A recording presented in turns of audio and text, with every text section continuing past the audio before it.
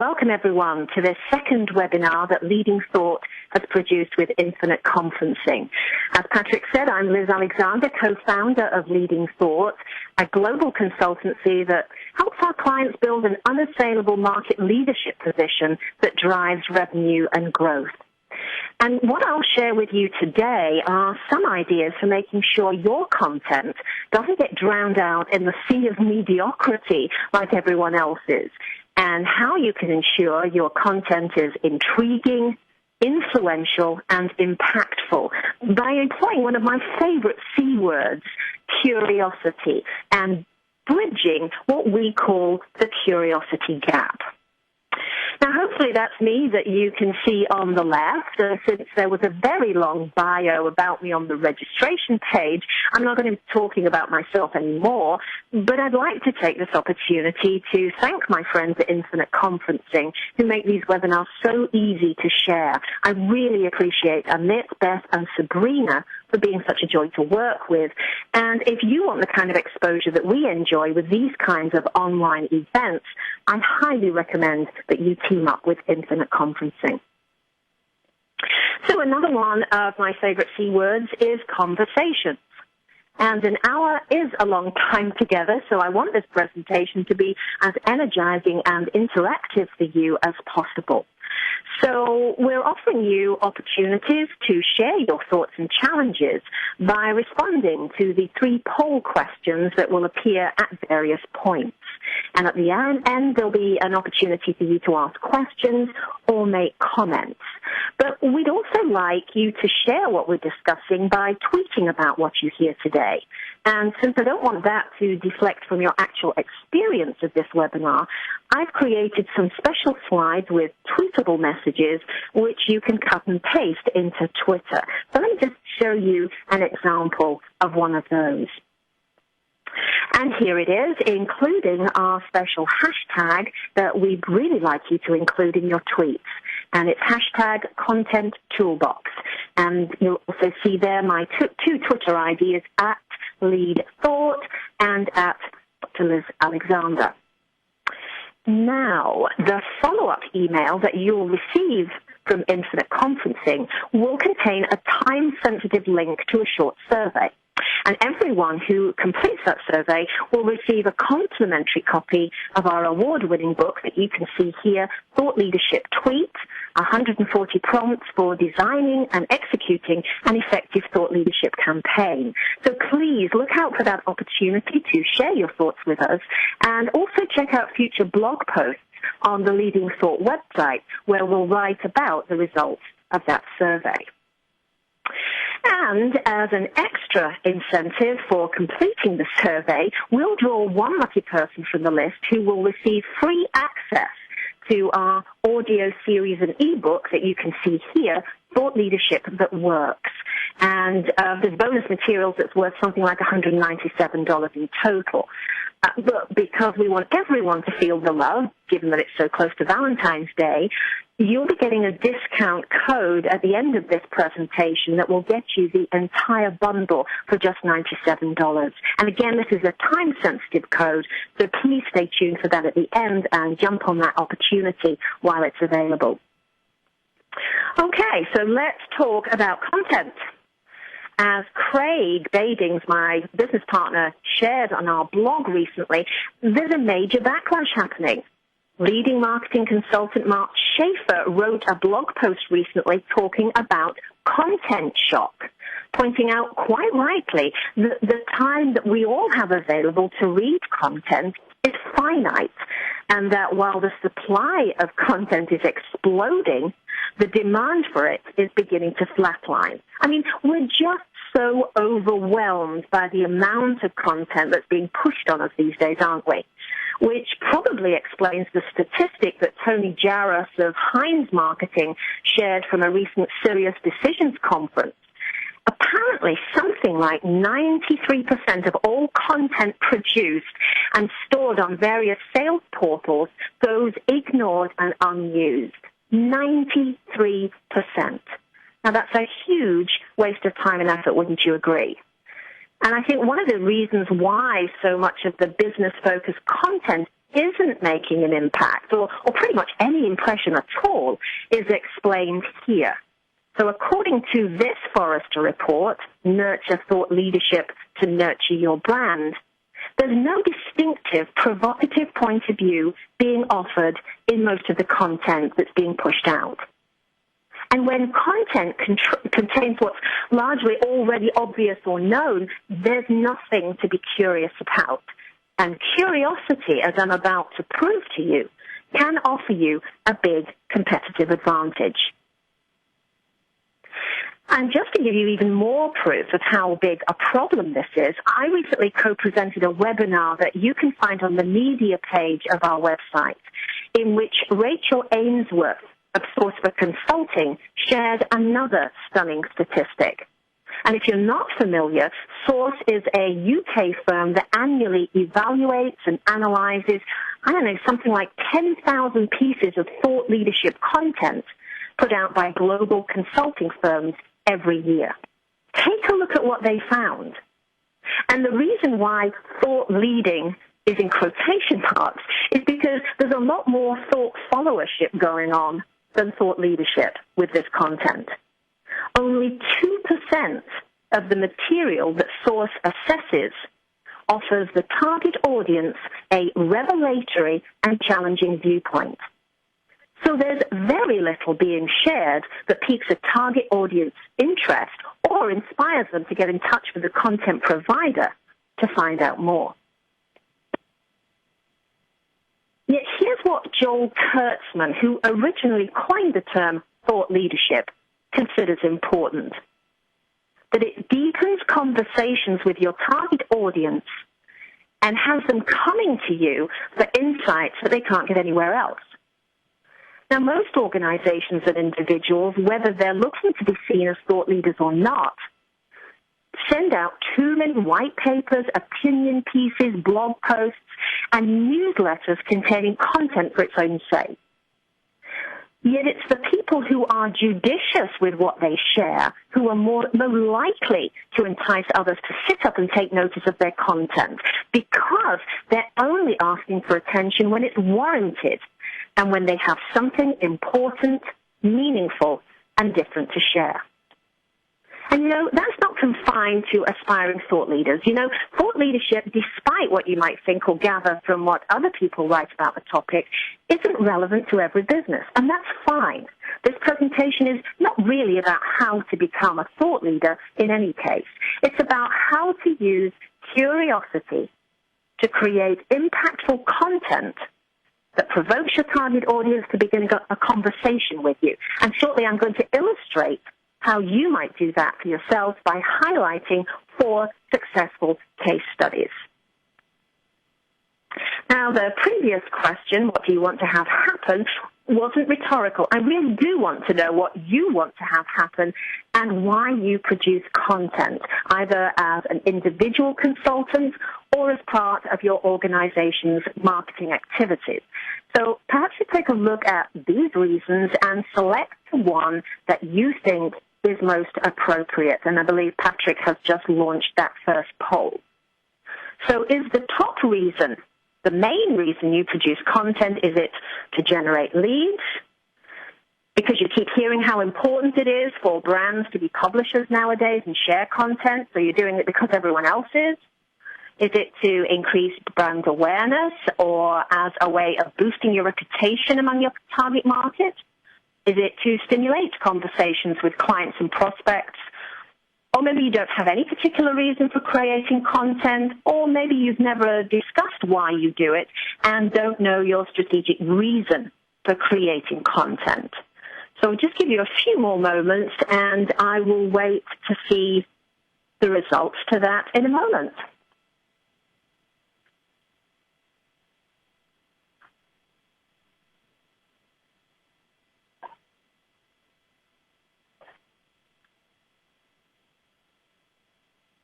Okay, so it looks like we have boosting reputation 33%, stimulating conversations 33%, generating leads 22%, and increasing brand awareness 11%. And yes, congratulations to those of you who chose stimulating conversations, because in fact that is indeed the platinum standard that we're all looking for. And we'll be talking a little bit more about that, how you can achieve that shortly. See, I believe that you should always ask why you are engaging in content creation and what kind of business benefits you want to derive from it, because that helps inform the kind of content you should produce and how often. Now, you may have a CEO or sales manager or a personal need to generate leads, as 22% of you said that was the case. And as you can see here, content marketing is considered one of the top tactics for that. But the problem is that can easily devolve into the old, what I call the mud up against the wall analogy. You know, you end up putting out a lot of mediocre content because that's all you have time to produce, hoping that some of it will stick. But if you've read The Challenger Sale by Matthew Dixon and Brent Adamson, you'll know that today's superior salespeople, the really successful sales organizations, never do that. They don't just build relationships with customers. They provoke challenging conversations, which is where curiosity fits in. But as many of you said, your focus may be more long-term. Your strategy may be about building awareness, as 11% of you said, positively impacting your brand and strengthening your reputation in the marketplace. And when that's the case, this is when you really need to be thinking more like a thought leader. And you'll find out more about what makes that approach distinctive and differentiating when I share the 4 case studies with you in a moment. But this visual that you see now is part of an infographic that you can find on the Leading Thought website under the Services tab, and it's there to reinforce the benefits. If you want to provoke more conversations, reinvigorate your market's dwindling trust, and develop loyalty, then you need to establish a reputation for delivering targeted, relevant, insightful, and highly sought-after content, which means writing less and thinking more. And, you know, the beauty is you still get those leads. It's just that you don't have to go looking for them because prospects approach you. That's because most people at Basecamp, as you can see on this slide, are creating content that's equivalent to tips like how to pitch a tent, which, you know, very little of it substantially is different to what readers could discover themselves by surfing the internet or from reading your competitors' content, because as we've just seen, very little of it is particularly insightful. And that's what I'm showing you here on this graphic, because, you know, most people who write or talk about thought leadership assume that everyone who self-identifies as a thought leader has quality thoughts worth paying attention to. At Leading Thought, we don't. Most people who write or talk about quality content assume that everyone has the time to not only think more deeply about an issue, but what that issue means to their clients, their industry, or society generally. We don't. Most people believe today's content creators are going to say things that are worth sharing. So they focus their advice on what social media sites you should be on, or how to binge write your way to great content and other tactical stuff like that. We don't. So you can sit at the bottom of the mountain, you say here in Basecamp, with all the other content providers and produce branded content, white papers, and interchangeable how-to articles. And what will happen? You just become invisible. You really just become ignored. But alternatively, you can start climbing the mountain, and that means going beyond where the content curators position themselves, until you get into what we call the curiosity gap, and that's what I'm going to focus on in a moment. But let me just add that if you want to hear more about the different levels of thought leadership and what each could mean for your business, I've gone into a lot more detail on a webinar entitled Thought Leadership or Thought Followership that you can find on both our blog and media pages. But before we move on from this slide, take a look at that quote in the top right-hand corner of this one. That's the final comment we offer in our book, Thought Leadership Tweet. Thought leaders are brave, explore areas others don't, raise questions others won't, and provide insights others can't.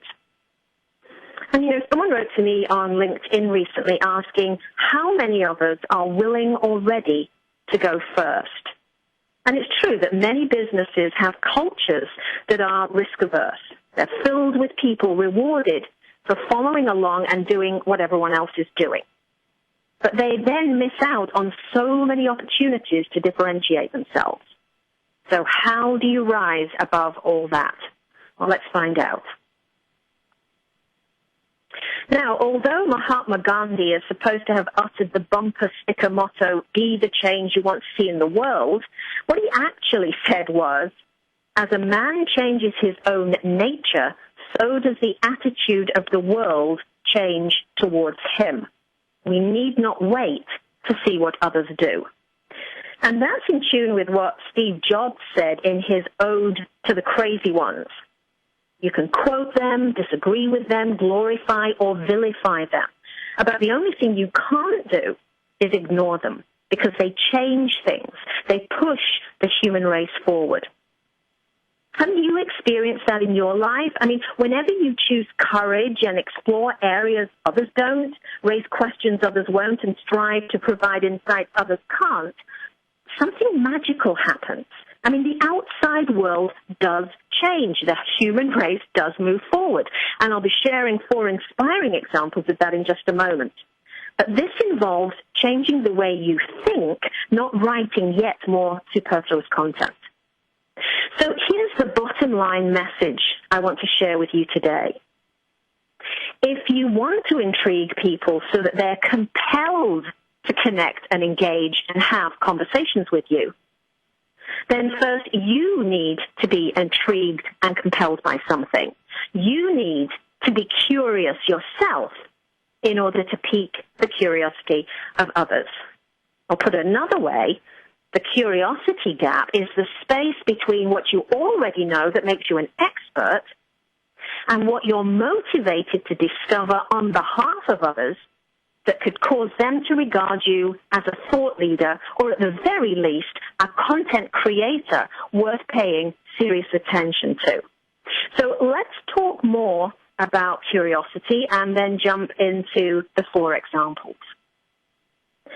Now, I love the way psychologist Todd Kashdan refers to the curious explorer in his book, Curious, which you can see here. Because exploration not only fits the analogy of thought leadership as climbing to the summit of a mountain, but I personally like guiding clients through a process that involves more mental exploration rather than putting even more words on paper. And Ted Kinney at Booz & Company's Strategy and Business magazine thinks similarly, because underneath the Curious Explorer, this is a quote from a recent blog post he wrote, bemoaning the fact that so much so-called thought leadership these days presupposes that the aspiring thought leader is thinking something that is worth saying aloud. Now, let me ask you this. What advice would you give someone whose everyday environment is not conducive to any kind of deep thinking, or whose pressure to do tactical stuff doesn't allow them the time to become curious about a specific issue? Wouldn't you advise them to seek out and collaborate with someone whose business is based on asking questions like, what's this about? Why is this important? Where can I learn more? What do I want to have change? That's how we at Leading Thought offer clients a competitive advantage. We'll either guide you to find different ways to think about your business, or we'll do most of the thinking for you. Either way, what we want to help you achieve are incremental gains and strategic outcomes that result in an unassailable market leadership position, one in which you need to do less selling and persuading and more engaging and conversing. And you can begin that process for yourself by asking more thought-provoking questions. Now, I don't know how thought-provoking you consider this question to be, but I'm curious to know, When it comes to the content that you or your organization typically offers, what's its main focus? Is your content mostly talking about your products or services? Does the bulk of it contain advice on best practice? Are you all about giving top 10 tips? Do you typically present the opinions of your in-house experts? How often does your content showcase primary research that you've commissioned or shares a surprising finding from research that perhaps someone else has conducted? Or maybe there are too many different kinds of content that you produce for you to say which is most common. So Patrick's going to push out that poll, and in a moment we're going to find out what the results are, and then we're going to get into the case studies.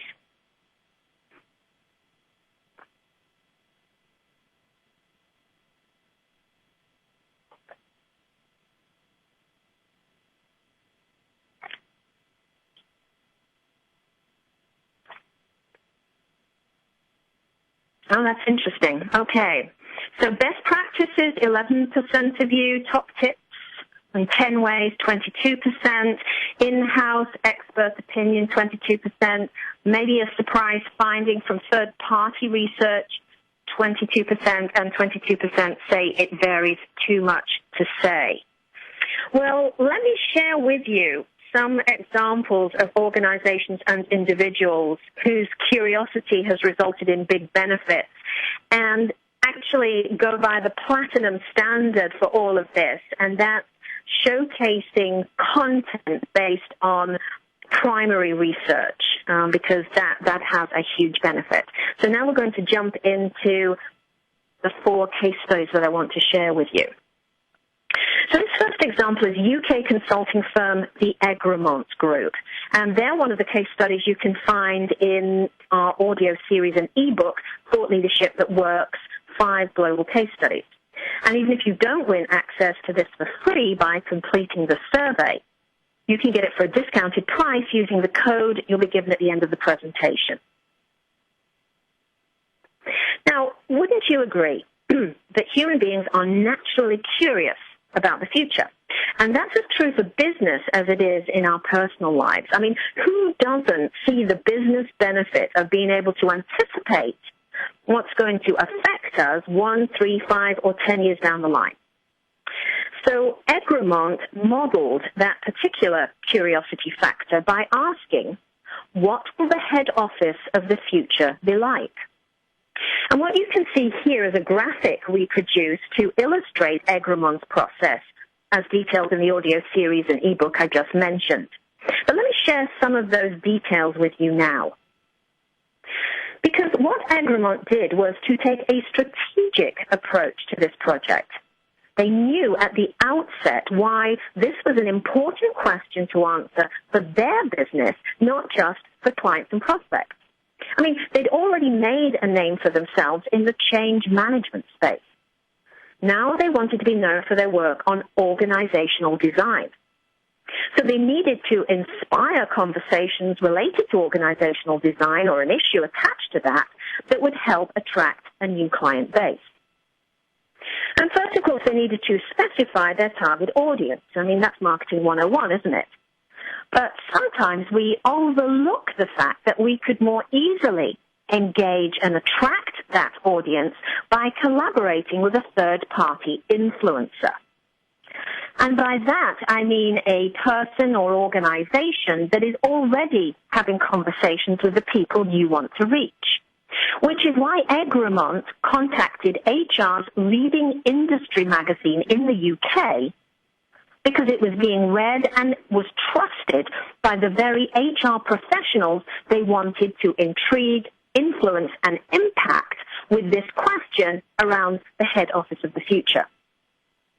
So working collaboratively, Egremont and HR Magazine crafted a joint survey that supplemented the other research that they had done. And this research was analyzed and presented in a report, in various articles, and at a breakfast briefing that they co-hosted. Now, remember what Joel Kurtzman said about the importance of sparking conversation. You see, if Egremont had done what most firms usually do and put out a white paper, well, that's the written equivalent of the sage on the stage, isn't it? A one-way monologue would have been less likely to engage an intelligent professional audience. So what Egremont did instead was to attract a panel of leading thinkers in the business space who were also curious about what the head office of 2020 might look like. And that event drew an audience that could discuss this issue in a semi-formal setting. And everyone that participated could then contribute to the conversation. And that's another relevant point that's expanded upon in the step-by-step outline offered in the audio series and ebook.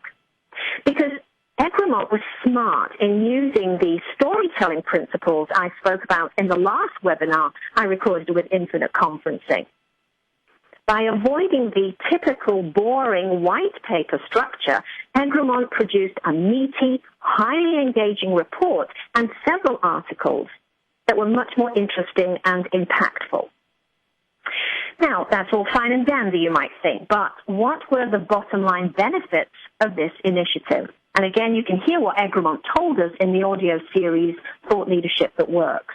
But let me just conclude this example by saying that because of their head office of the future study, Egremont successfully achieved a reputation for organizational design. They also established huge credibility as a firm with an eye to anticipating challenges, which then attracted new clients. And they've been able to use that original report and survey material over and over in articles and as the theme for various ongoing media-worthy events. So I really hope you'll think the Egremont case study is worth finding out more about in the audio series, which contains 4 other examples. But now let's move on to another company that's featured in the audio series. It's just coming up now, and it's a global engineering projects firm headquartered in Australia called Sinclair Knight Mertz, or SKM. And it's another example of an organization that used their own curiosity to spark the curiosity of their audience. Now, while we're always curious about the future, human beings tend to be curious, too, about what's trending right now. And whereas Egremont Group shared thought-leading insights through reports, articles, and events, SKM published a book entitled Insight Trading, Collaborating to Transform the Infrastructure That Shapes Society, which you can see here.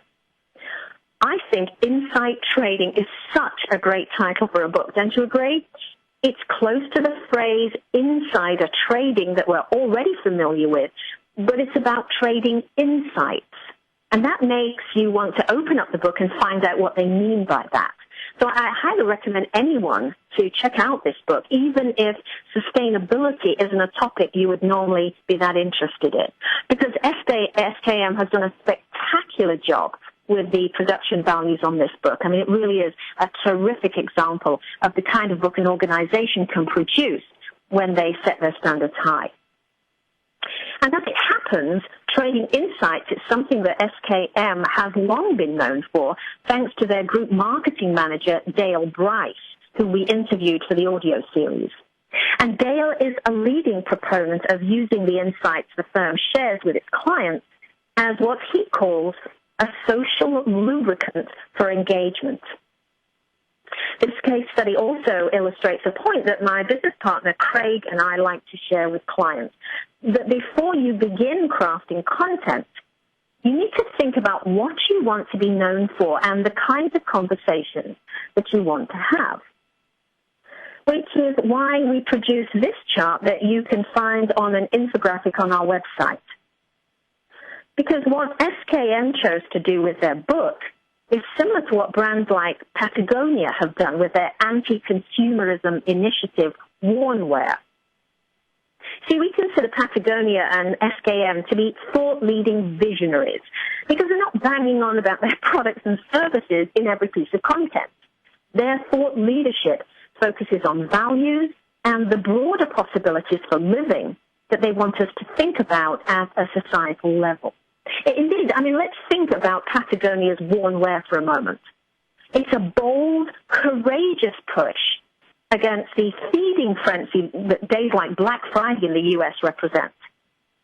And that's thought leadership for you, because someone has to climb the higher reaches of the mountain, say things that others aren't saying, and stick their necks out in a way that inspires a tribe to get behind a message. How many of us are willing or ready to go first? Well, in answer to that, all I can say is thank goodness for thought-leading visionaries like SKM, organizations that choose not to write crap and mediocre everyday content, but focus on something more enlightening and meaningful instead.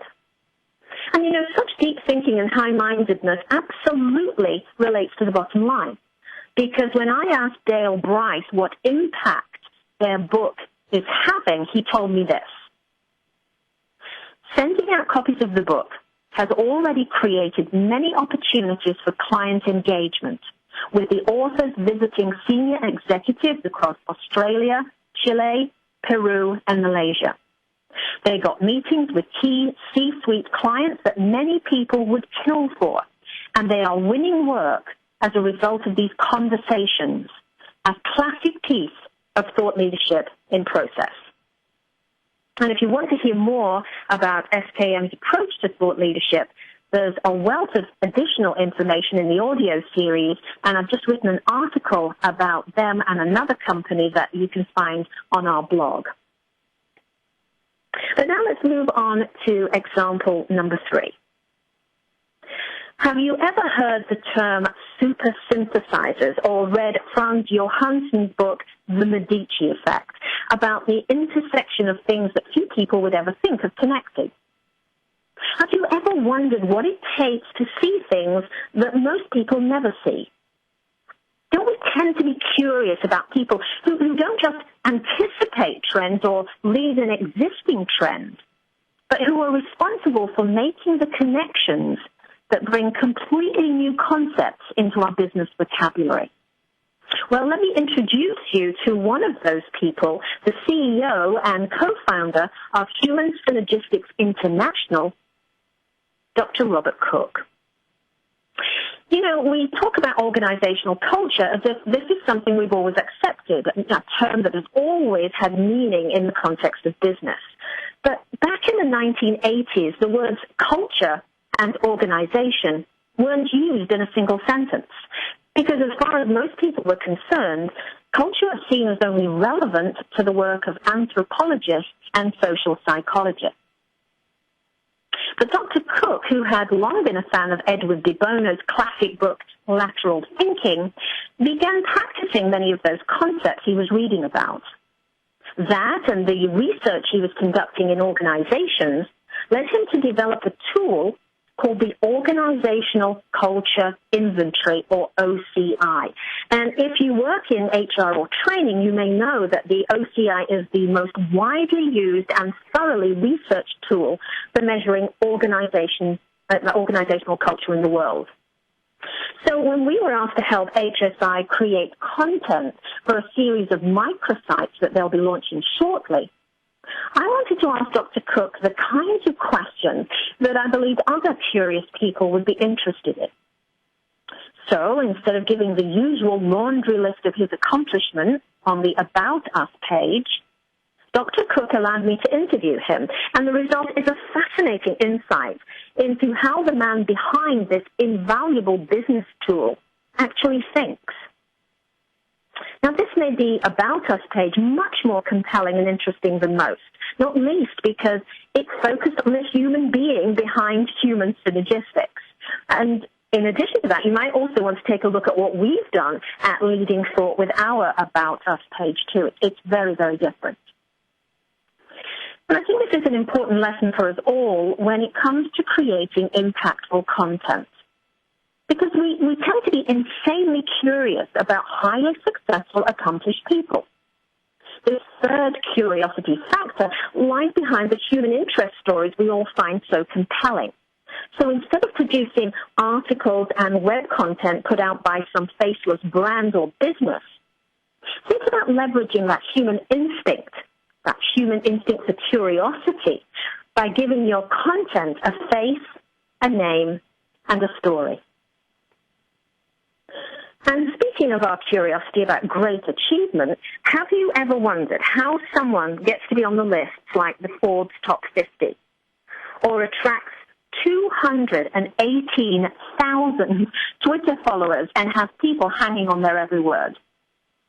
Then you'll be interested to know that this final example is of a man whose story and interview insights can also be found in our audio series and ebook, Thought Leadership That Works. Jeff Bullis, who you can see here, is a globally renowned social media marketing blogger, strategist, and speaker operating out of Sydney, Australia. He's not only another curious individual, but he helps to illustrate the way that conducting research elevates thought leadership above other forms of content. Now, here's another tweetable for you to share about this presentation.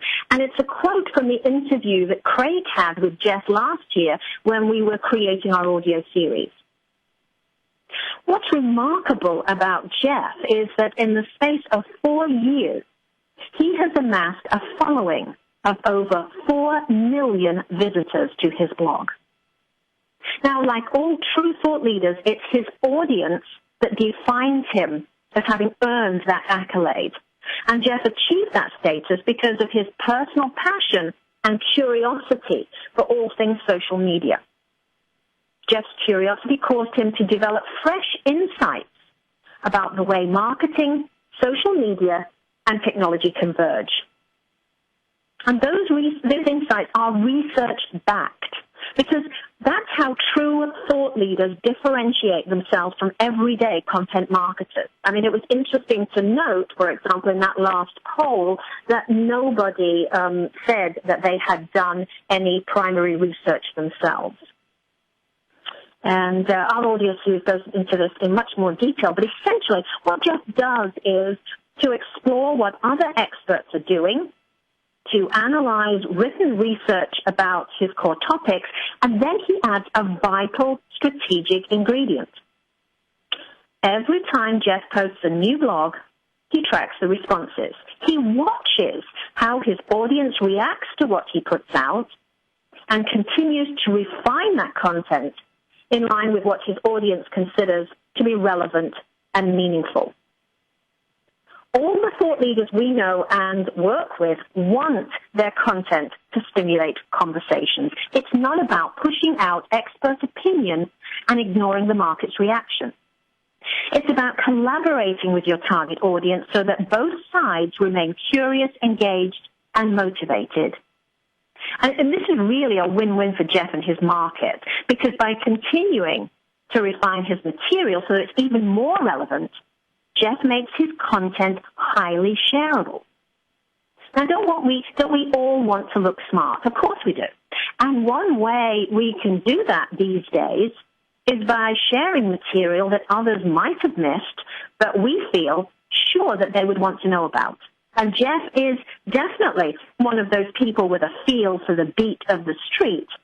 And it's his curiosity about how people react to and use his content that ensures his ongoing success. So each one of those 4 success stories is underpinned by the curiosity of people less interested in following what everyone else is saying and doing, and more interested in intriguing, influencing, and impacting their market. Because it was curiosity that prompted Egremont Group to explore what HR might have to contend with in the year 2020 when head offices, if they continue to exist at all, will look and operate very differently to the way they do today. It was curiosity that spurred SKM to write the book, provoking clients and prospects to get behind the movement concerned with the sustainability of our city's infrastructure. It was curiosity that led to the creative thinking with which Dr. Cook of Human Synergistics International developed stunningly successful products like the OCI. And it's curiosity that ensures that Jeff Bullis keeps his finger on the pulse of what works in social media marketing. It's curiosity married with different kinds of research that establishes these thought-leading exemplars as credible sources of information beyond mere opinion or supposition. But now let's go to the final poll so I can ask you this. What do you consider to be your biggest challenge at the moment around creating quality, impactful content? Is it knowing how your content can contribute to strategic outcomes? Is it not knowing who is your audience and what they're interested in? Maybe it's some of the internal battles you have between teams that want to be courageous and produce content that's different and those that fear doing anything that might be considered controversial or out there. Do you have difficulty finding the time in the busy week to write anything at all, let alone something that requires a lot of thought? Is your biggest challenge identifying the kinds of topics that hold promise for developing a thought-leading point of view? Maybe you're still not clear on how you might develop your own curiosity, or perhaps your biggest challenge is how to use storytelling principles to create content that engages your audience and spark conversation. So, Patrick, you are launching that poll, and I will give everyone a few minutes more, and then we'll look at the results.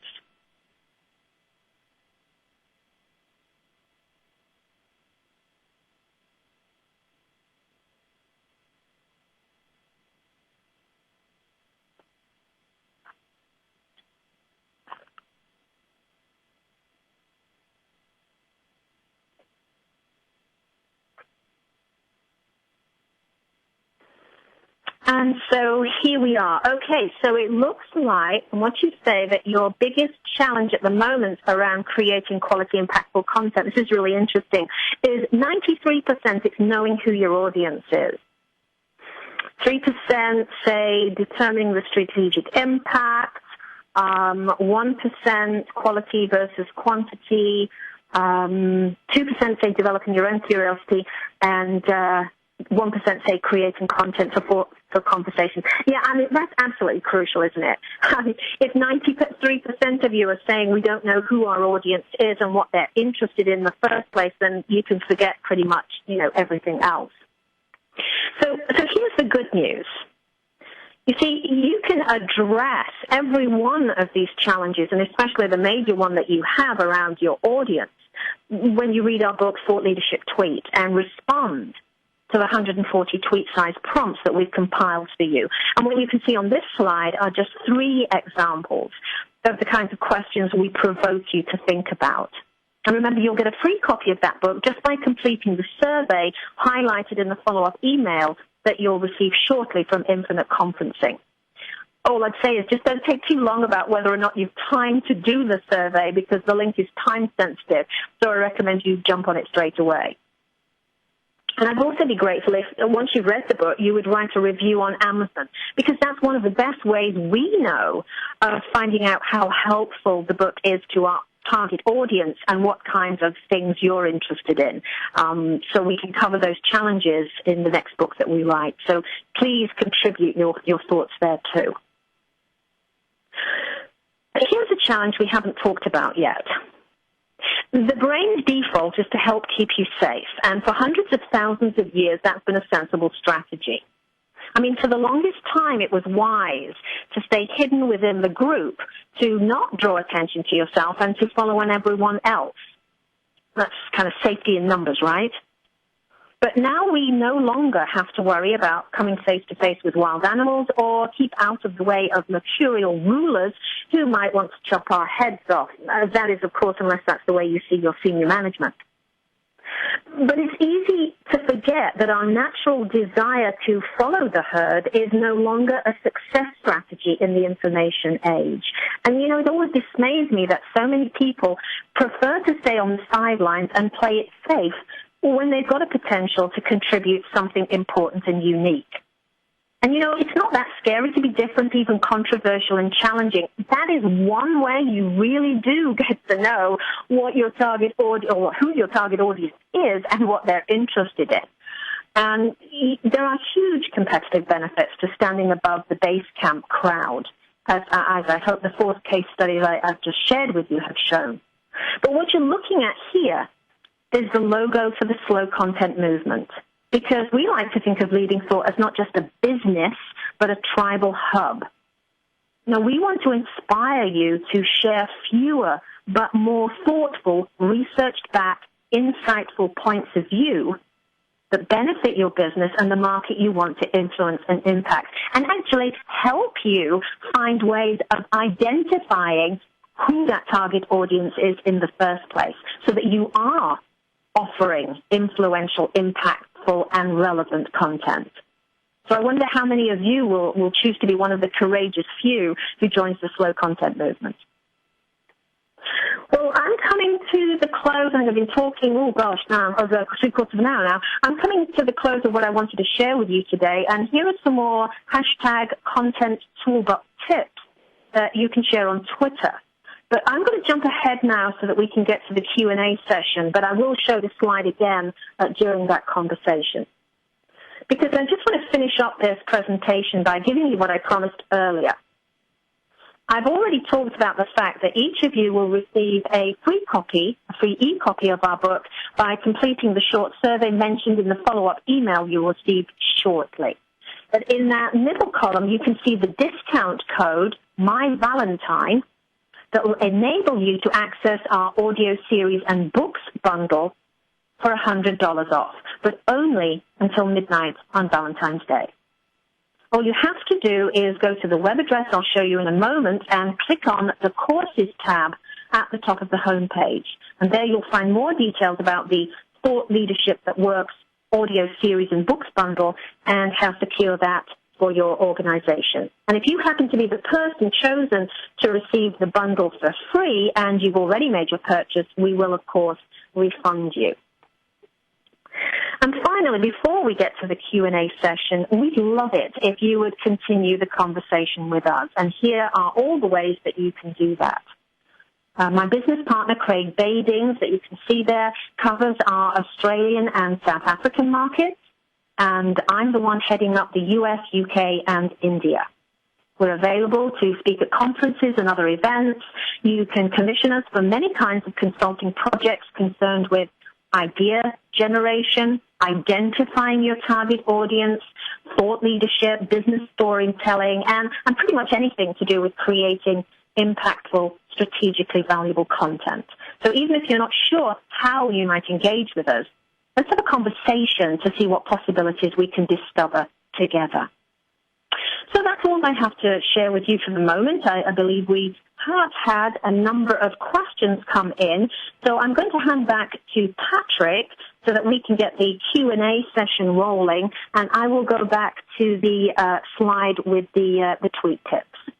So back to you then, Patrick. Okay, no, we did actually receive a couple of questions. Our first question is as follows.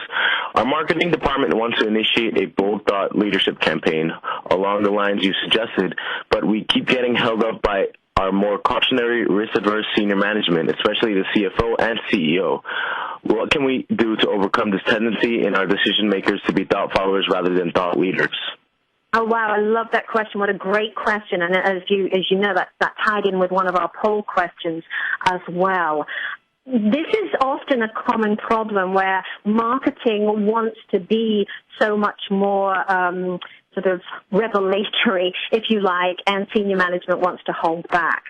And, you know, one of the kind of techniques that I have always found very useful when trying to persuade resistant people is one that came out of Rick Maurer's book, Why Don't You Want What I Want? I think, if I remember rightly, the subtitle for that is something like How to Win Support for Ideas Without Selling, Hard Selling, Manipulating People, and Power Plays. And what Rick Maurer says, and I think this is really pertinent to what the question you just asked, is there could be one of three things going on here. It could be that if you want to go for a bold thought leadership initiative and your senior management is really resistant, it could be just an informational thing. It could be they just don't get what you're trying to achieve. Or it may be that they don't get what you're trying to achieve that has any bottom line benefits. So you could provide examples for them, like the ones that, we've just discussed today, to show how primary research and going out on a limb and saying things that other people are not saying in your space actually is a really valuable, beneficial thing to do. So it's, overcoming the I don't get what you're telling me, I don't understand this, that's one of the issues. But another one is, I don't like it. We don't do that here. We don't want to be controversial. We don't want to say things that other people in our industry are not saying, etc. And what's generally underpinning all of that is some kind of fear. So they don't like what you're telling them or suggesting because they're fearful of something. And so to be able to address that, you really got to root out what's the fear here. And that's one. And the third one, to be honest with you, which is probably less common, but it's worth mentioning, is, I don't want to go ahead with it because I don't trust you. And it may be that, maybe you've tried things that have been a little experimental in the past, and they've fallen short of what senior management sees as a return on investment. So it may be that you need to build up that trust first, by, doing something small that has a better chance of succeeding in order to then move on with something else. But thank you. That's a really great question. Do we have any others, Patrick? We do. Our next question that we received is, how do we earn or gain the reputation of a strategic and innovative partner for our thought leadership approach? Oh, yeah, that's a good one, too. I mean, that really speaks to how smart Egremont Group were with working with the UK's HR magazine on their, Head Office of the Future initiative. So how do we earn or gain the reputation of that partner to go along with you? Well, here's the thing first. I mean, again, it goes back to maybe one of the prime challenges that most of you have. You've got to understand that partner. You've got to understand your audience. You've got to know what's of interest to them. So you need to come up with something, something that's got potential thought-leading opportunities, but is of mutual interest. So it can't just be something that's of interest to you. It's got to be something that perhaps they've written about, pondered about, or what have you. So that's number one.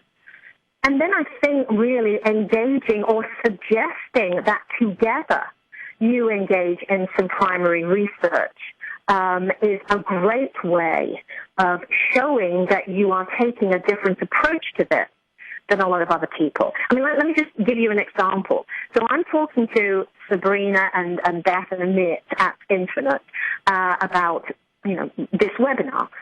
And Sabrina comes up with the brilliant idea of, why don't we do a survey so that we are actually being fed back what you consider to be major issues that, we can use in our business and they can use in their business to make sure that we are being relevant. And so I think any kind of survey or research or what have you is much more exciting for people to get around and to want to strategically partner with you than, just doing the same old stuff. So I hope that's an example of that. Do we have any other questions, Patrick? We do. Another question we received is, the info from Forrester said most content marketing programs don't produce a distinct, proactive point of view. Do you have any suggestions on how to achieve this? So can you repeat that last bit again, Patrick? Sure. It said, the info from Forrester said most content marketing programs don't produce a distinct, proactive, proactive point of view. Do you have any suggestions on how to achieve this?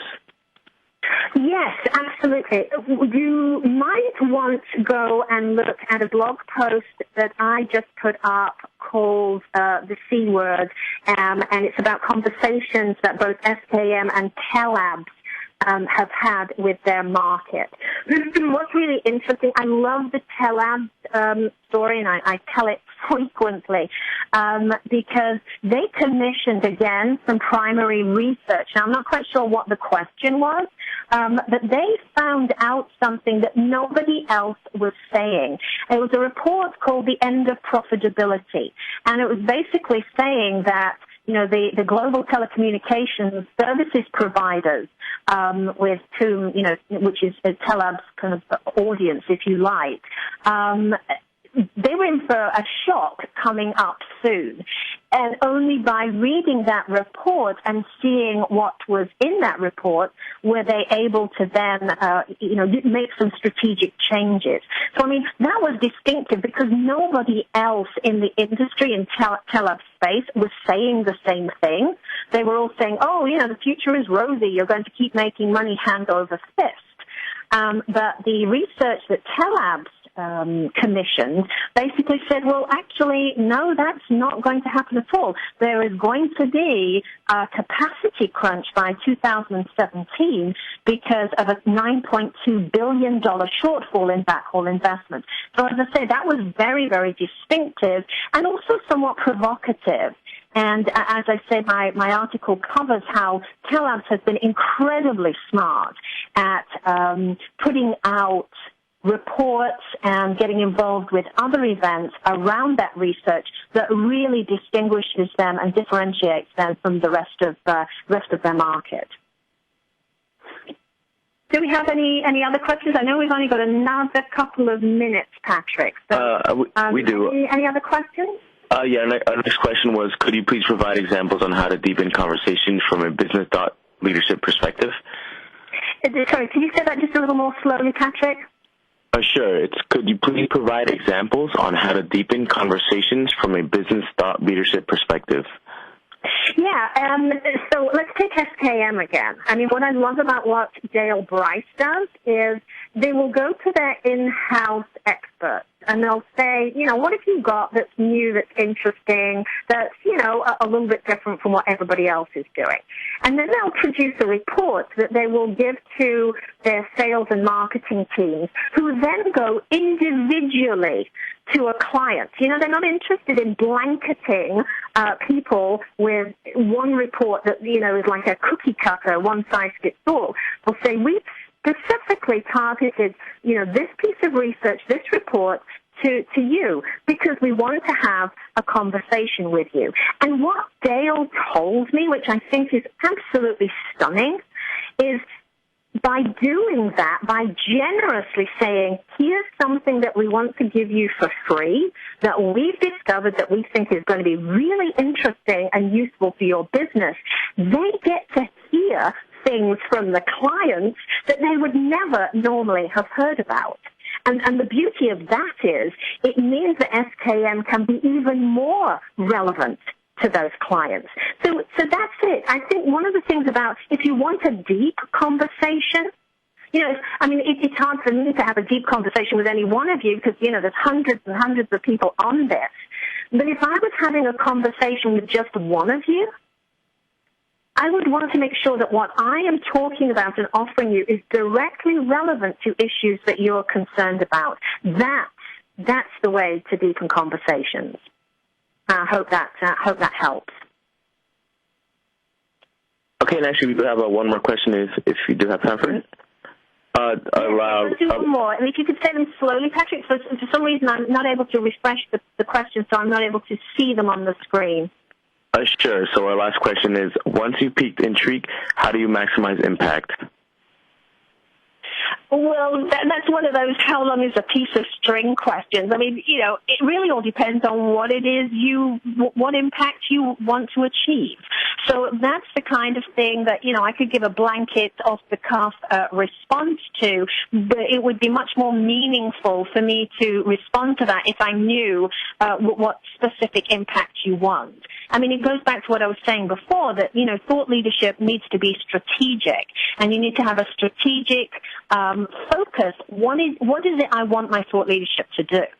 And then to be able to measure that impact around brand awareness or increased loyalty or whatever else it might be.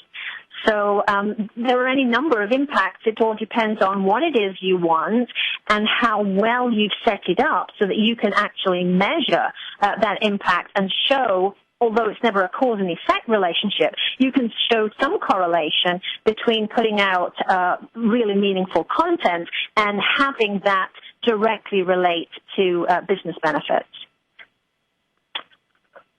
So I think we're up to the top of the hour now, aren't we, Patrick? Correct. Did you want to have any concluding remarks? I just want to thank everyone for being in touch. It's just absolutely fantastic to have so many people have registered and listen into the webinar. Please, let's do continue the conversation.